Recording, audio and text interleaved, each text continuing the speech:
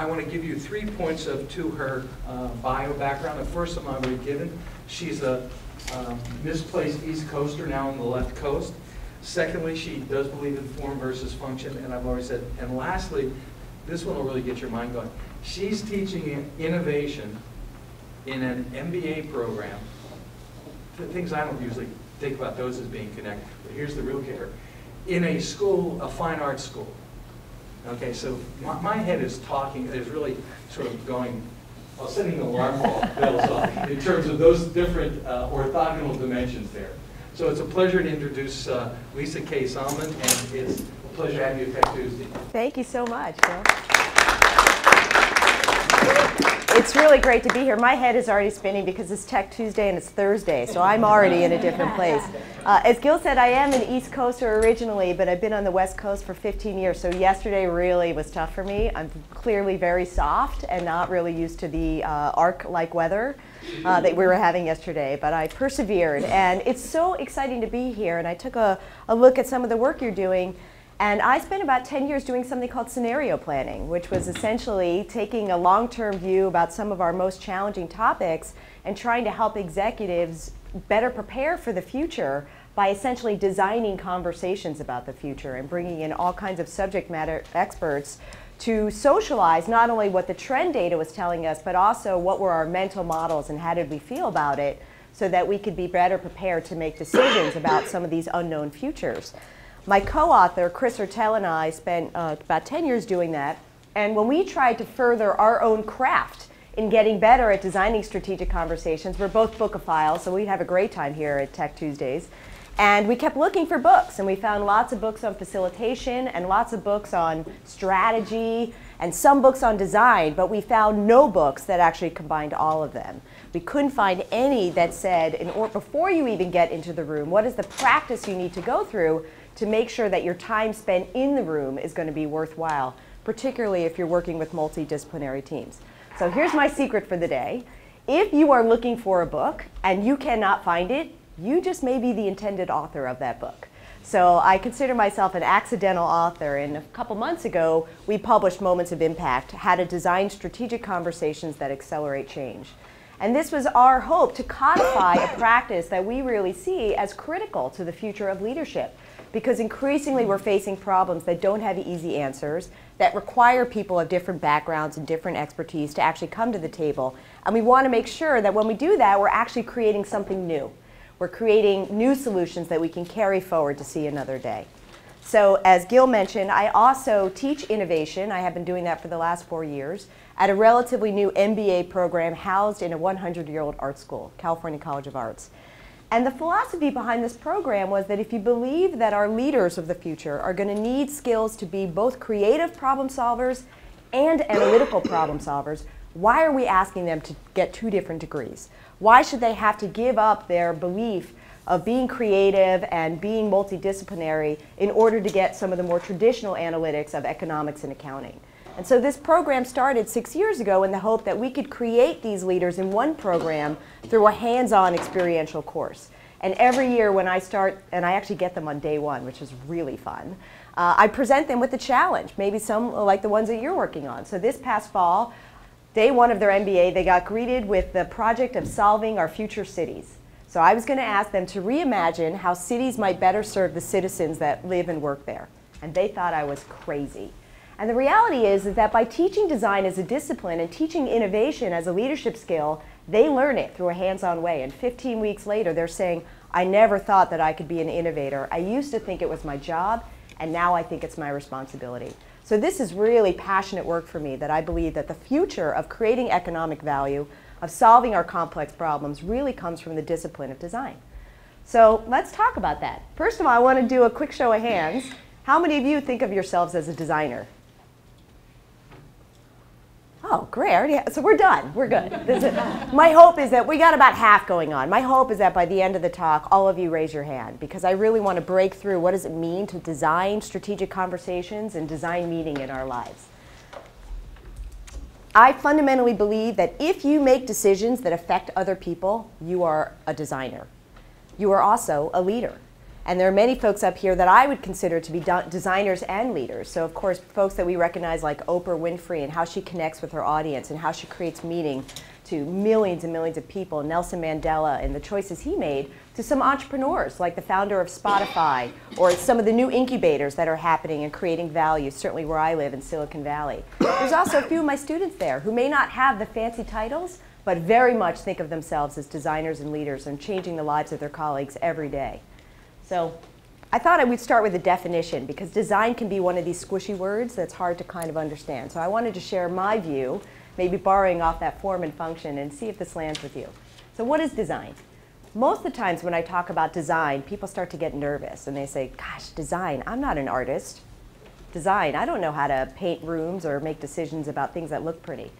And I think that's the natural tendency, is to think about design as an artifact, as something beautiful and pristine. Anybody know what this is? Cheese holder. Cheese holder. That's a good one. I haven't heard that before. Back scratcher. A back scratcher? I've heard that. I've heard a scalp scratcher. This is actually a juicer, if you believe it or not. This is Philip Stark's juicer, and he won all kinds of industrial awards for this beautiful juicer. So there's only one problem with this juicer. Does anyone know what the problem with this juicer is? It's, where are you getting the juice? It's the most inefficient juicer on the planet. So it's beautiful, but it doesn't provide the function to its form. And I think that the only time juice has ever actually been collected in a glass is for this beautiful picture that probably accompanied the design award that it achieved. So you can find this beautiful juicer in the New York MoMA. But it's really, it's not delivering the function that I think that we would hope from a juicer. Design is also being linked with performance, and this is a picture of Tesla, which is about every fourth car where I live. A few years ago, everyone thought, like, there's no way we're going to have a mainstream electrical car, but Elon Musk and Tesla is proving that wrong precisely because of how they've designed its performance and how they've thought very carefully about not only what it looks like, but how does it deliver, and they're still working out some things to make it even more scalable outside of the little bubble that I live in. But I think you're going to see more and more, and they're fundamentally disrupting the possibilities around electric cars. So this notion of how does design help our functional performance, I call that functional utility. So what is the job that this object or this service is trying to get done for us? That's only one half of design. There's another equally, if not more important element of design that I think is ignored most of the time, and that's really design as experience. And what I mean by that is, what is the emotion related to the experience that we're having? So this is a picture of Cirque du Soleil.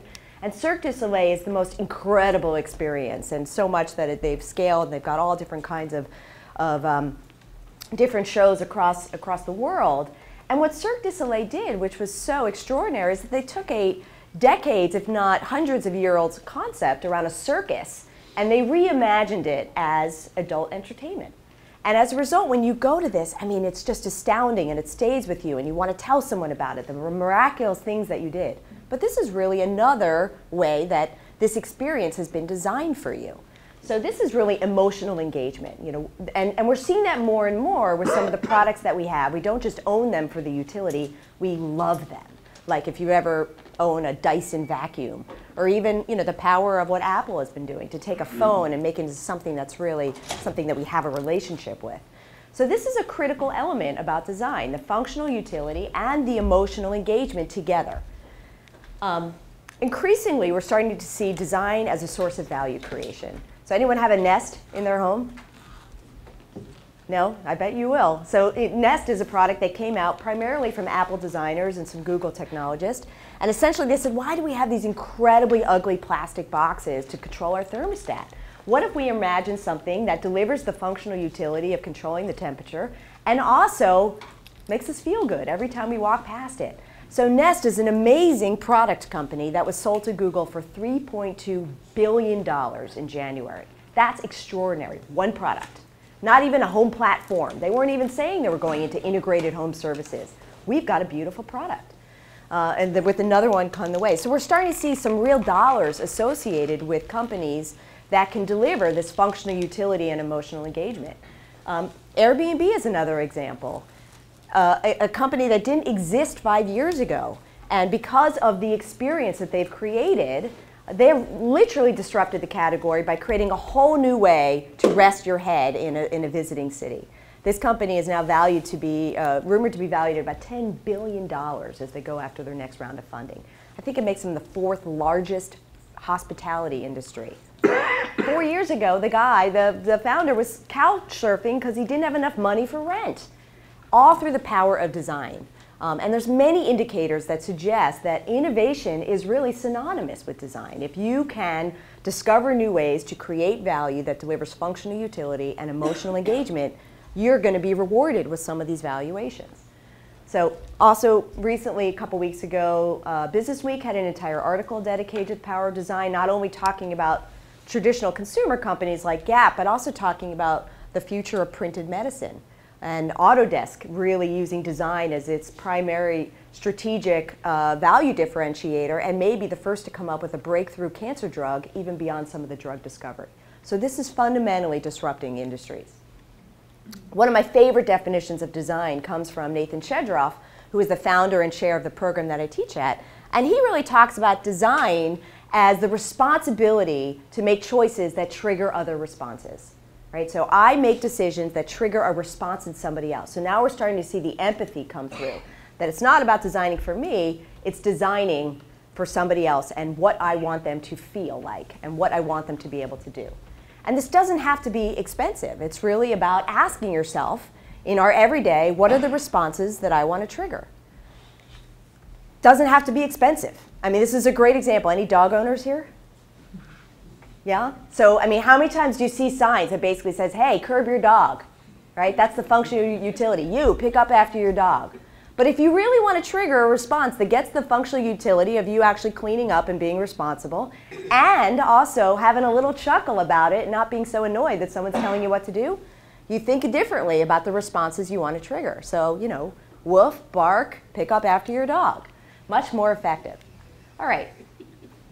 Here's another example of an unintended response that was triggered by bad design. Anyone have this experience? Yeah, right? I mean, think about this, right? This woman really wants to do right by the environment and her house. She wants to get the right kind of light bulb. And I'm sure people spend a lot of time designing a beautiful light bulb. But instead, what is the experience that she's having? Frustration, annoyance. She's probably going to get a finger cut because the plastic is so sharp. So this is not serving her. This is serving the theft protection people that want to put a disgustingly large, big packaging on it so she doesn't put it in her purse when she's at the store.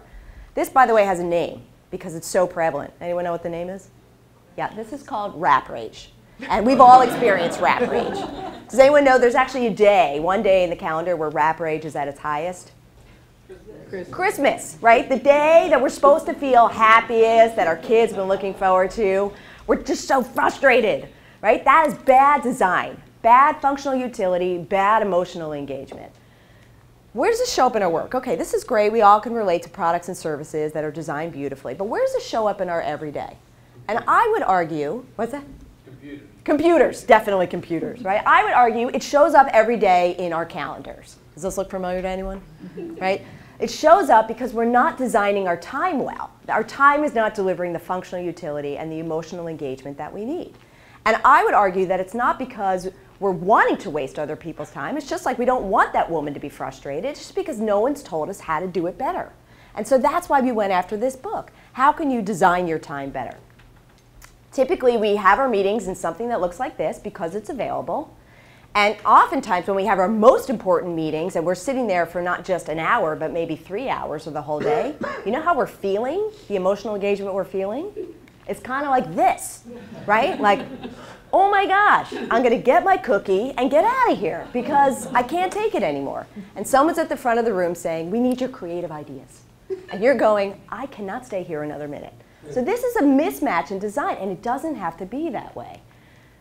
What happens? Right? We self-help under the table because our time is being taken from us and we're starting to think about all the emails we have to do at night because we're stuck in this meeting because someone invited us. So I think there's a name for this too that's equally powerful to rap rage. I think this is meeting rage. And it's adding to the stress and it's adding to the uncertainty, and we have to really spend our time working on the content of our problems, not being frustrated that our time is being taken away from us. So this is really an epidemic, and I'm sort of on a mission to help people do better and to think of themselves as designers of time. There's an equally vicious meeting rage, which is something that looks like this, and we're in the spirit of innovation and brainstorming. So we all have creative ideas, let's get on our Post-its, and I'm very guilty. I have about 1 million Post-its in my house. And we think, okay, so every idea is a good idea. Have you been in these meetings? No bad ideas, let's have a great idea. And I think that's a really important part of the innovation process, is to flare and get out lots of ideas. The problem is, what happens to those ideas? They stay in the room, and it's like the graveyard of great ideas. There's very, very hard to take those ideas forward. Again, it's because we've never been taught. So I have another name for this meeting. I call this the meeting of 1,000 flowers blooming, where it's like lots of ideas. The issue is you don't know where you've started and you don't know where you're going, and you're lost half the time. So again, all of a sudden you feel that emotional engagement drop off. I think equally frustrating is when we kind of like muscle man as much content into a meeting as possible. I've been in this, and then you're racing through the end because like just 3 more agenda items, I gotta go, and nobody's listening. And the idea is to try and rush to a decision because that's what the agenda says, and you get to a decision and nobody sticks to it and nobody remembers it because you haven't given thought to the emotional engagement. And over time, we need to have these meetings again and again because no one's paid attention, and then there's another name for that, and then it's the Groundhog Day meeting. And you're like there a month later and you're thinking, wait, didn't we just have this conversation? Wait, why are we having this conversation again? It's because you only tapped into a little part of the brain, the logical side, and you haven't gotten people engaged emotionally. And this is really insidious because over time, I did a little back of the napkin calculations, it's about 1.3 collective billion hours lost every year just in this country alone. And so for all of you professionals in the room, that's about 4 hours a week that you can look in your calendar and you said, that was time that did not use my best talent. That's time wasted. By the way, you can't get it back. It's about 20 hours a year or 4 working weeks. That's just gone. And there's no time police and there's no meeting police. What's even worse than the hours lost is the fact that we now know what makes for great working days. So thanks to some research that's come out of Harvard, we now know Teresa Emilbier, who studied 12,000 work logs, discovered that people felt great about their work when they felt like they were making progress in their day, when they felt like that their contribution mattered in a meaningful way.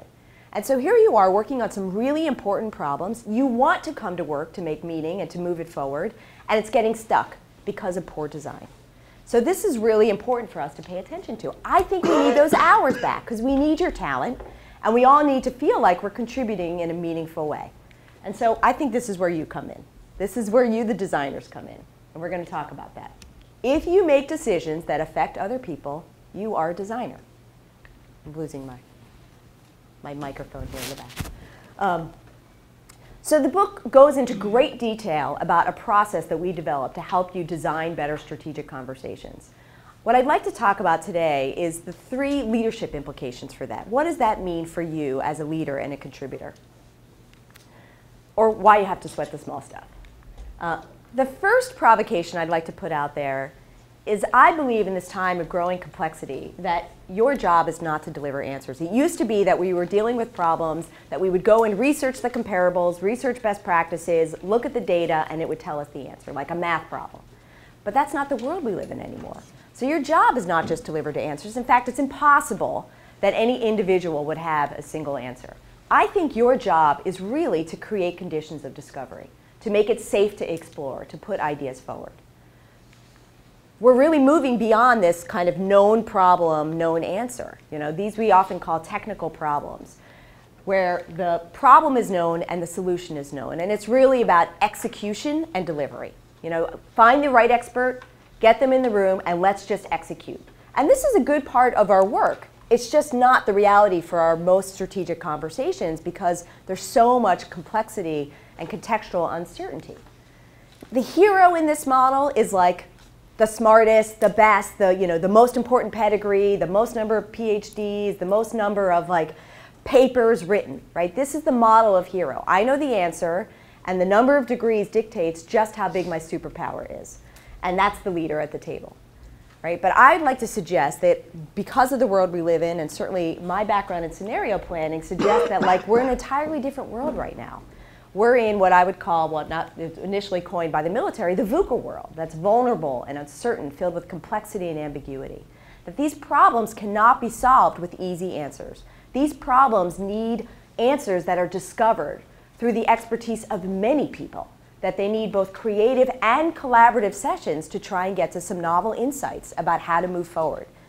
So these are adaptive problems. There's known problems, sometimes unknown problems, the unknown unknowns, but they really have unknown solutions. And the key is discovery and experimentation. And I would argue we don't know how to do discovery and experimentation enough in our everyday. And so the hero for me, the leader hero in this model is really Nancy Drew. And I don't know how many of you read Nancy Drew as a kid, but you know, she was tenacious, she was curious, she went for it, she got out of the building, she looked for evidence, and she saw confirming or disproving evidence, and she would change her mind. And she was relentless until she tried to discover what was really going on. And I hope that we start to embrace this new model of leadership as someone who actually discovers answers. So I want to share a story that we wrote about in the book about one of my favorite real-time Nancy Drew, a woman by the name of Karin Hansen. Karin is the VP of Design and Innovation at Intuit. And she was I think she came to it she was a statistician, a social scientist and statistician. And about 5 years ago, Brad Smith, the CEO of Intuit, turned to Karin and said, Karin, I'm really worried. It's clear that the future of our business is mobile. Smartphone growth is through the roof. And all of our executives have a very different point of view about mobile. So we all know it's here, but we all are looking at different pieces of it. And we're not really having an aligned conversation about what we're going to do as a company. I think we need to have a strategic conversation about this. So Karin took them, she designed a 2-day offsite where she took them to Half Moon Bay. This is just the Ritz in Half Moon Bay. And what typically happens in these offsites is that you have essentially the same conversation you would have had in that conference room, just in a more beautiful place. And then you get to have drinks and cocktails and you get to network, but essentially the content is the same. So Karin said, that's not going to move us. It's not about the data, because we all have seen the hockey chart, the hockey stick charts about mobile. That's not what it's about. What it's about is getting us to feel the power of mobile. So she recruited about a dozen small and medium business owners who run their entire business on mobile, dog walkers, daycare owners, small retailers. And she had these very important executives interview them for 2 hours to try and understand the day in the life of how they were using these devices. So that was part one. How do we get empathy to understand how their end users are doing it, not through charts, but through real stories. But then she did something really brave. Then at lunch, after lunch, she said, okay, now's the next part of our experiential session. I want you all to give me your BlackBerries. So she took all of their BlackBerries and instead gave them iPhones and Androids. And she said, okay, welcome to the amazing race. For the next 3 hours, you are going to go on a scavenger hunt in Half Moon Bay, and the winner has to complete the following 5 tasks before coming back. You have to check in on Foursquare, you have to do a geocache, you have to pay for something with Google Wallet, you need to write a wine review on Wine Notes and post something on Yelp. And the point of this was to get them to experience firsthand the power of these devices. And what happened, first of all, anytime you add competition, I don't care how nice you are in the office, let's just say it amps things up a bit. They all went for it with gusto, and when they came back, they were all in total agreement that mobile was not some faraway future trend. Mobile was now. Mobile was here, and it really got them thinking fundamentally different. And within 6 months, Brad Smith is making a bold statement like this, who says every single dollar we spend in R&D has to go towards mobile or cloud computing. We are going to be a mobile-first company. And this is really revolutionary to get this kind of clarity from essentially a group of executives that were protecting their turf and their own budgets. So this was a very powerful moment of discovery that she intended to have these executives feel together. So just think about that for your next conversation. Is this a moment of discovery versus a presentation moment where I'm talking at people? Okay, the second thing that's really critical to this notion of accelerating change is that you have to ignite a controlled burn. And this came out of 100 interviews that we did. In addition to our own work, Chris and I, we went after practitioners in strategy and conversations. And what we found, the number of what we call black belts, people that were designing these conversations like Karin just instinctually. And they knew that they had to kind of amp up the heat a little bit in order to actually make things happen. So I want to give you an example of an entrepreneur that we met early on that we just found so inspiring. So meet Neil Grimmer. Neil Grimmer is the founder and chief daddy-o of an organic baby food company called Plum Organics.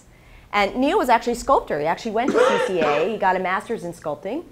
And he then was the head of innovation for Cliff Bar. So he was a foodie. And then he became a dad. And when he became a dad, he started shopping for his baby when it was time to move to solids, which is a really exciting moment. Like, oh my gosh, the baby's going to eat solids. And he went to the supermarket and he saw this. And he said, oh my gosh, depressing categories are just depressing, right? I'm so excited to feed my baby. Why should I accept the fact that I have to give them very bland looking food in bland packaging that just doesn't excite anyone?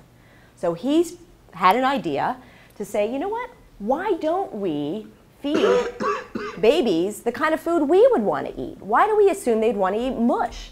And so he started a company called Plum Organics, which was all about introducing vibrant and healthy foods to kids in fun packaging. And so he essentially reimagined what packaging could be like for babies and toddlers. And he offered them ingredients like purple carrots and beets, and it was a huge hit. And then he went on and he created a toddler line so that they could actually work on dexterity and have fun eating. And he just said, why not reinvent the category? Well, this was started in 2007, right before the recession. And in spite of that difficult time, he started doing really well. He took a small amount of private funding, and by 2011 was close to $38 million in sales. Incredibly hard to do for a new consumer food company. He had recruited a very talented board of 5 individuals, including the founder of drugstore.com and a major retail chain in Europe. And he had a board meeting to talk about the next phase of growth for Plum Organics. Because, you know, growth is a good thing, right? But Neil was worried. He was worried that things were going so well, he was essentially going to wake the sleeping giants. And he said, I need to activate my board. I need to make sure we're not just sitting there feeling good about our investments, that things are on track. I want to amp them up. I want to ignite a controlled burn. So what he did was he said, welcome to your baby food fight. And he said, okay, for the next hour, we are going to figure out what is really happening in this market. So you are going to be the CEO of Gerber, and you're going to be the CEO of Earth's Best, and you're going to be the CEO of Happy Baby. And for the next hour, your job is to do whatever research you need to do to find a way to kill our company. So I don't care if you do internet research, if you make phone calls, if you go to stores, if you go to customers. But you're going to come back in an hour, and you're basically going to come up with a strategy that's going to crush us and what we should do in return. And all he did was he gave him one piece of paper, one little template. So what's your offensive moves and what's the defensive moves that we should do? He said what happened totally blew him away. He expected them to do it maybe, but probably do some board calls, other calls he had to do. He said, what happened was unbelievable. They came back with PowerPoints. They asked for more time. He said 2 groups were off in the corner actually creating a joint venture that was going to crush them with a new private label company. And it was unbelievable the way that they got into this essentially wargaming scenario situation. They came up with all kinds of narratives about, you know, what the competition really felt like. So, you know, the big gorilla of Gerber crushing Plum. The chicken fight that was about to happen between 2 more equal brands, because it really kind of brought it to life and everybody was engaged. And after they told those stories, they mapped them out in some way to help make sense of it, to figure out what options. He couldn't share it with us at the time, which was unfortunate. But what was interesting was about a year later, Campbell's bought them for a very, very tidy sum. And I think it was because they were ready for that, the potential acquisition, that they were able to negotiate and move very quickly on it. So Plum Organics is now a separate brand of Campbell's. And I think in part they wanted to get access to resources without compromising their brand. So it's a really great example of a risk that Neil took to say these board members are not used to working during board sessions, they're used to listening and getting, to really amp up. The other thing that happened, Neil said, was that after that meeting, they kept calling him and emailing him. Hey Neil, did you see this? Hey Neil, I was in a market and I saw this. Neil, did you think of this? And that is exactly what you want from your board members. That's exactly what you want from your colleagues. You want them thinking about you because they're thinking about you, not because they're resentful that they have to do their work late at night. So a great way to get them engaged. What's interesting is about, so we talked about what perspectives, these are different things we talk about in the book about how you can ignite a controlled burn. You know, bringing in different perspectives, or in Neil's case, actually assigning different perspectives, right? Really getting them to do a mind shift. different ways to frame the issue. So this notion of not where is Plum going, but instead saying how might they kill us is a different way to frame the question of how to get engaged. Changing the environment. So in this case, just giving them a piece of paper changed the conversation and gave them a new direction. And finally, engaging the full participation. So having them actually present their ideas and making them work totally changed the conversation. And this is all in detail in the book. And we actually have a starter kit in the back of the book. So for those of you that want to read stories, read the front. For those of you that just want to know what questions to ask and what were the best practices to do, jump right to the back, because there's 60 pages to quickly get you thinking about it. What I want to say is about a couple weeks ago, I was in the supermarket and I was just going through the aisle and this kiosk caught my eye of a baby food company. I don't know if you could see it in the back here, but up here, that's Gerber. So Gerber essentially completely copied the packaging of Plum Organics. And so what I have here is I wonder if Neil's planning for Baby Food Fight 2.0. Because this is the reality of your success, is that people copy you and then you have to invent again. So it's this process of invention and igniting a control burn is really never done. The third and final point I want to make before we open up for questions is this notion of design that I've been talking about is really a craft. It's something that you can develop over time. It is not a crapshoot, right? It is a discipline, just like learning how to create a financial model is a discipline. We're not born to use Excel or even PowerPoint, just like many of us are not born to be designers, but we can learn it. And this is the fundamental premise of the book and the fundamental premise of our MBA program in design strategy, that this is something teachable and something that you can practice as a leader in your everyday work. You know, you don't have to be these guys, right? You don't have to be Steve Jobs, or this is Yves Bahar, who's another kind of mythical designer in our world, who did the Jawbone product and many other iconic products for Herman Miller. And they're looked up as like gods, like, oh, but they're just special. And I would say, yes, they have some special inclinations, but that we can learn from them and that it's really a craft and a discipline. It's not magic. This happens to me a lot, where I hear that people have these important conversations and they think that their job is just to get the right people, put out an invite, create an agenda, and find the room. Right? That is table stakes. Right? There's no magical facilitator pixie dust that's going to come and join you at that session and make things go well. It's all about the prep. It's all about the responses that you want to trigger. In the book, we talk about that this is a discipline that happens over time, that when you go from one of these big adaptive challenges, like what's the future of education? What's the future of higher ed? That it's not something that can be done in one day. The other big mistake we see is that people think if you dedicate one day, one whole working day, you're going to go from that big idea to a decision. And what we've learned in all of our detailed research is that it's really a process that happens over time. And it's a series of conversations that diverge, where you get lots of ideas and then converge. And that first you need to build understanding of the issue that you want to solve. And only then can you move to actually shaping possibilities and finally making decisions. And we're so prone to prize decisions and solutions that we quickly go through the building understanding phase, which is probably the most important stage of all. Because if you're making decisions without creating alignment first about what you're making decisions on, they won't stick. And that's why change fails so often, is that we have not what we call go slow to go fast. Because once you do your proper due diligence to get everybody on board with, say, what's the future of mobile? Is it here? Is it now? Is it later? Or what are the potential options that we need to consider? Then the decisions become easier. And they become much clearer, and there's much more momentum to take it forward. So this is really a discipline that we ask that people really embrace. And I wanted to close with a story that's really near and dear to my heart, and a topic that's near and dear to my heart, which is education. So I want to introduce you to ERIK Burmeister. ERIK Burmeister is the principal of Hillview Middle School, which is about a mile from my house. It's a public school that has about 1,000 kids in it. And ERIK came to this school 2 years ago. He was a celebrated principal down at San Jose. And after a lot of recruiting, he agreed to come up, primarily because Hillview was in a pretty good place, particularly for public schools. They had just raised a big bond. They had a beautiful new building, great campus, great community. So we're very fortunate that Hillview is not, frankly, in a situation that many of your urban schools are in here. And what really attracted ERIK to come over to join Hillview was because he really sees possibilities. He sees really education as just the beginning of what we can do. And so when ERIK joined, he looked at this school, and instead of addressing the many, many problems that people told him about, as you can imagine, the moment a new principal comes on stage, comes on the scene, everyone is emailing different problems. What did you think about this? And this teacher's got to go, and too much homework, and you know that's the mode we get in. We get in problem-solving mode because that's actually where our comfort zone is. That's how we feel like we're being productive. But ERIK took a class at the Stanford D School. And this is dedicated to bringing design thinking into K-12 classrooms. And at the time, they were really focused on how do we turn curriculum in the classroom into more exploratory type of learning opportunities. But ERIK saw something different.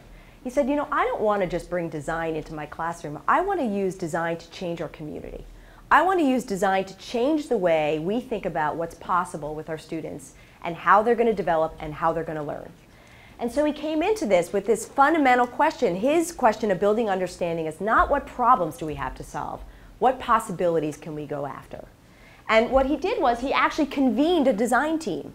He had 20 people join who were teachers and administrators, parents, and just volunteers in the community to help him build understanding about what our possibilities are. And the very first thing he did was he brought them in and he said, what if we had a school without constraints? What if we had a school that didn't have unions or didn't have to deal with bell schedules or bus schedules? And they didn't believe him. They said, no, but that would never happen. He said, no, just trust me. We need to build understanding first about what is really possible and what's going on with our schools.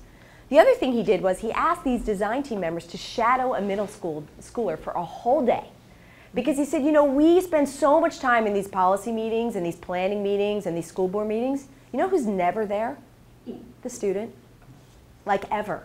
So we need to really understand from their perspective what is the day in the life of a learning journey of a student. Where are they stressed? Where are they tired? Why don't they turn in their homework here? What teachers engage them? Where do they fall flat? And I was actually one of those design team members, and let me tell you, if you want to be humbled, go spend the day in middle school. Holy moly, that is a long day. And, but it's incredibly enlightening to realize that what was happening, the teaching quality was excellent, but what was happening was that they were feeling crushed, that the stress was overwhelming them. And from there, they started to shape options about how might they reduce the stress. And one of the biggest insights was that there was some time at the end of the day where we could actually start to do homework. So that homework wasn't something that they had to do after their activities, but they could get a head start on. So even when they entered that play time, that relaxing time, they were feeling less stressed about it. So he started to shape options, and he had this design team build stuff because he didn't want it to be these just Post-its on the wall, these ideas that fell through. He wanted to make it tangible. And when they made stuff, now all of a sudden there's traction. Now there's an opportunity to get feedback and to take it to the community. And finally, he came back with this decision of, we're going to essentially reimagine the bell schedule. I know this is the belly of the beast. I know that nobody wants to touch the bell schedule because this is where all the unions and all the teachers and all the constraints are. But I believe there's another way. And for the last year, he's been experimenting in a public school of changing it to be a much too longer block schedule so that students had a longer time to actually absorb the information, practice, and learn. The other big thing that came out from shaping options and from that discovery process was that students wanted more choice, that they were feeling hampered by all these required classes that they had no choice over. So one of the big things that he did just happened a couple weeks ago where he basically reimagined school. And his tagline was school, only different. That's at the bottom. And he took all 975 kids out of school for the week and asked them to engage in a week-long mini course of a subject of their choice. So we had kids who were studying all about cars and architecture, kids that were crafting novels, other kids that were designing a new city planning structure with Menlo Park, and they were meeting with the mayor and city planners. And what he did was he engaged not only teachers but parents and the PTA and all kinds of people to support his ambition to reimagine school only different in a public school. I mean, it's crazy to think about. And so now they're collecting feedback to figure out, okay, how could they do this again? But this came out of, he would have never known that what the students wanted was more autonomy. He would have never known that what they really wanted was more choice. And so he really took this idea of igniting a controlled burn and creating conditions of discovery in order to get to a much different way to reimagine education. And I want to end by coming back to Karen Hansen, who has this great quote in the book. And as you come back to your work and you think about how could we create conditions of discovery, she said, when you're sitting in a room with a bunch of slide decks, there's really very little that can go wrong. There's also very little that can go right. And so if you're looking to ignite that new big idea, maybe you consider not having slide decks. Maybe you consider taking the chairs out of the table. Maybe you consider changing your environment entirely. And that's the power of design. Because we believe that if you have these conversations and people leave energized, essentially what you're doing is you're creating a culture of hope. Because people start to believe that their time matters. And they want to come to work more engaged. And this can actually have organizational change implications just by designing your time differently. So I return to our opening question, right? What are the responses that you want to trigger? How do you want to work with your other colleagues?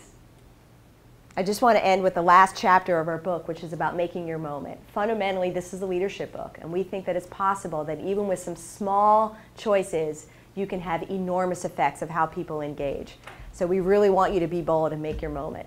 This is ERIK, who made his moment by, in the beginning of school, he looked at a group that was particularly performing low in reading, and he said, here's my challenge to you. If you improve to get to this level, I will let you shave my head in front of the entire school. And by making that choice, by helping them create their own conditions of discovery, here he is, true to his word, getting his head shaved. Right? And by doing that, he's creating a condition of hope in his class, that the principal is on their side and is not one of them, but is really one of us. So I think that's the power of design. All right, show of hands. How many people think of themselves as a designer? Did I convert anybody? Yes, I need to take a picture of that. Great. Well, thank you very much. Thank you for coming. We have Gil, something. thank you. This is a East Coast firm, so we do have, of course, an academic pen for you to sign. Wonderful. A Noblis pen, and we hope you enjoy it. Thank you Very much. Thank you so much.